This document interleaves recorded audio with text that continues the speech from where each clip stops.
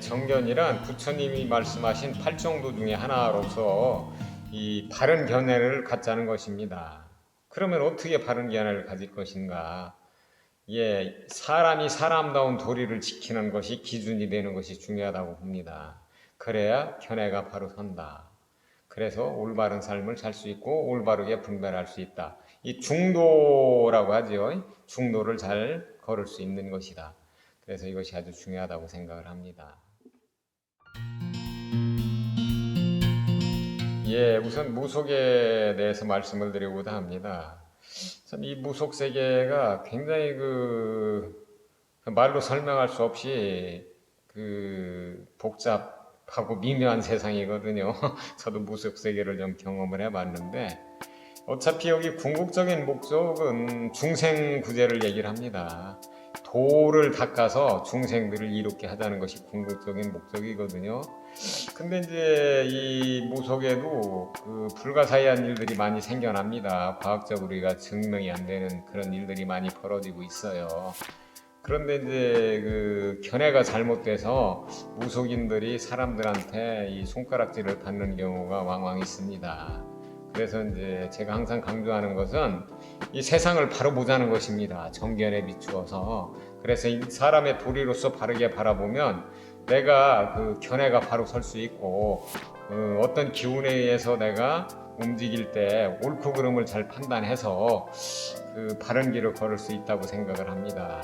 그렇게만 된다면 사람들한테 많은 이익이 되겠지요. 그렇다면 존경받는 무속인도 생겨날 수 있을 수 있거든요. 그것이 참 안타깝습니다. 기독교의 궁극적인 목표는 천국에 가는 것입니다. 그래 이제 기독교 교리를 보면 하나님을 잘 믿고 따르면 천국에 간다고 되어 있습니다. 그래서 이제 그분의 전능하신 하나님의 힘으로 천국에 들 수 있다라고 되어 있는 것이거든요. 근데 거기도 좀 정견이 부족한 것 같아요. 바른 견해가 있어야 되는데 이 하나님이 오셨으면 하나님다운 행동이 나와야 되는데 또 우리가 잘 알고 있는 예수님 산상순의 말씀 이런 것들이 아주 훌륭하시거든요. 그런데 이제 그걸 좀 간과하는 것 같아서 그쪽도 좀 안타까운 것 같습니다. 이 견해가 잘못돼서 그런 일이 있지 않나 싶습니다. 그래서 기독교도 정견을 갖고 올바로 믿고 신앙생활을 한다면 사람들한테도 아주 유익할 뿐더러 천국에 좀 들 수 있다. 얼마나 좋은 일이겠습니까? 그래서 이제 그게 좀 안타까웠고요. 그 다음에 이제 불교에 대해서 또 말씀을 드리고자 합니다.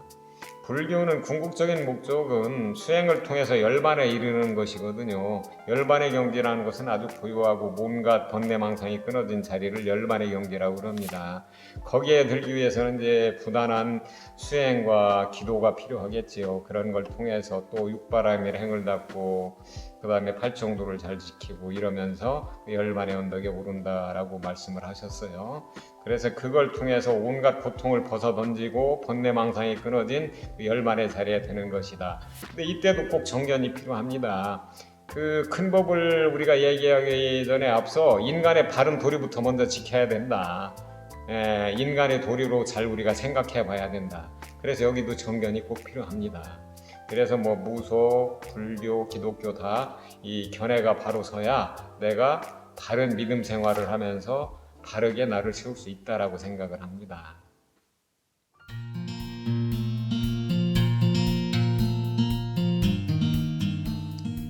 수행 방법에는 면덕 수행과 연불 기도 수행이 있습니다. 두 가지 수행이 있는데 면덕 수행이라 하면 어떤 화두를 가지고 계속해서 껍질을 벗겨가는 것, 이게 이제 화두라고 하지요. 그래서 이제 그 뭐 나는 누구인가, 또 이제 또 들어가면서 나는 어디서 왔는가, 그래서 자꾸 이제 본질을 찾아가는 것입니다. 이것을 면복 수행이라고 하고요.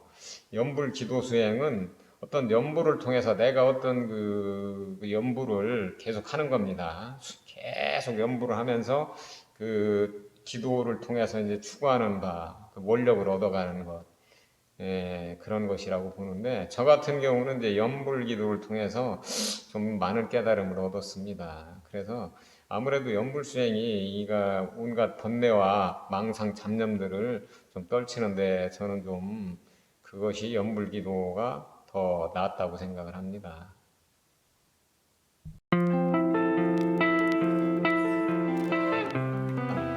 지금 뭐 이렇게 좋은 세상이에요. 그런데 온갖 잡다한 많은 것들이 필요합니다. 세상을 살기 위해서. 근데 많은 것을 우리가 소유하고 살 수밖에 없어요. 근데 그것이 본래 내 것이 아님을 깨달아서 내가 소유하고 있는 많은 것들이 그것이 무엇이든 내 곁을 떠났을 때 내 마음이 집착하지 않는 것. 원래 그게 내 것이 아니었는데 왜 내가 그 집착을 합니까? 근데 사람들은 나한테 온 것은 전부 내 것이라고 생각을 하거든요. 내가 가지고 있는 모든 것들이. 그래서 그것들 내가 아끼고 소중하게 생각하는 것들이 없어지면 힘들어합니다. 그게 본래 내 것이 아니잖아요. 그죠? 이 세상에 태어나서 난 아무것도 안 갖고 태어나서 그것이 인연 따라 나한테 왔던 것이라는 것을 모르고 있는 거지요. 그러기 때문에 힘든 거거든요.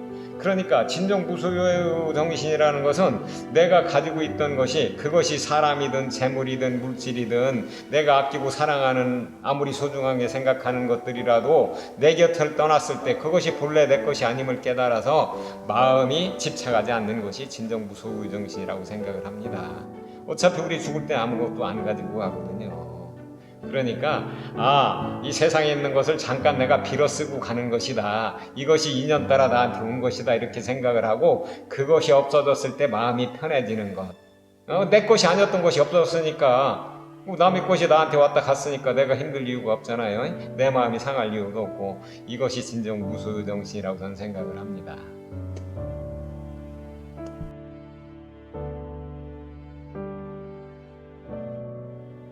집착하지 않는 삶, 욕심내지 않는 삶이라고 봅니다. 우리 사람들은 많은 것을 갖고 싶어 합니다. 그런데 욕망은 끝이 없어요. 내가 뭐 큰 집에 살면 더 큰 집에 살고 싶고, 뭐 자동차도 내가 소형차 타다가 더 큰 차를 타고 싶어 합니다. 뭐 설령 내가 풀장에 딸린 큰 집에 산다고 하면 그보다 더 좋은 집을 원합니다. 뭐 자가용 비행기도 원할 것이고, 그래서 그 물질로 행복해질 수는 없는 것입니다. 그리고 이제 지금은 너무 잘 살고 있는 좋은 세상이거든요. 옛날에는 배만 안 고프면 되는 그런 시절도 있었습니다. 근데 이렇게 좋은 세상을 살면서 사람들이 욕심들이 많아져서 힘든 거거든요. 그래서 욕심만 조금 덜어낼 수만 있다면 아주 행복한 삶을 살 수 있고, 더 나아가서 내가 내 자식들한테 무엇을 주는 것이 아니라 내가 어려운 사람을 도움으로써 그 복이 자식한테 가게 하는 것, 이것이 성인이 얘기하는 복된 삶이거든요. 그것이 또 우리가 이제 조금 있으면 죽는 것인데, 죽음이 끝이 아니거든요. 새 집으로 이사를 가는데 새 집으로 이사 갈 때 좋은 집으로 이사 갈 수 있다는 거. 그러니까 결국 내가 조금만 이 세상에서 욕심 덜 부리고 남으로 해서 조금 잘 살면은 내가 내 삶이 행복해져요. 그리고 내세에 좋은 곳에 또 태어날 수 있다는 거, 이것이 진정 복된 삶이 아닐까요? 또 성인들이 아마 이런 삶을 권장했을 거라고 생각을 합니다.